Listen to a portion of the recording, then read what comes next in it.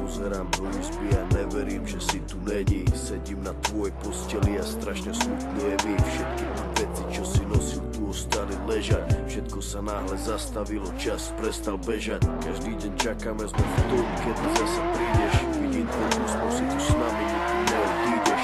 Si tak mladý, plný života a ideálov. Rozdával si radosť všade, ty bože, je to málo. Pýtam sa teba, prečo musí zomrieť mladý človek. Nepoznám odpoveď, pýtal som sa už kohokoľvek. Sedím tu sám s tvojou fotkou a nechcem veriť. Do konca života s tou bolesťou budem superiť. Ešte pred 2 dňami si sa chcel porozprávať. Koho by napadlo, že dnes ťa budem pochovávať. Rýchlo si odišiel z tohto sveta nečakane.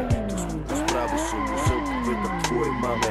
Bola to rana bolestivá a veľká strata. Stratili sme milovaného syna kamaráta. Budeš nám chýbať, nikdy na teba nezabudneme. Každý deň v našich srdciach navždy spolu zostaneme. Odišiel mladý človek, prečo to tak musí byť? Mal všetko pred sebou a chcel ešte ďalej žiť. Chcel byť tu medzi nami, užívať si tento svet. Vyhasol mladý život, zrazu je to všetko preč. Dúfam, že si už neby, pozerá sa na nás hora. Navždy ťa milujeme, odkazujeme ti z dola.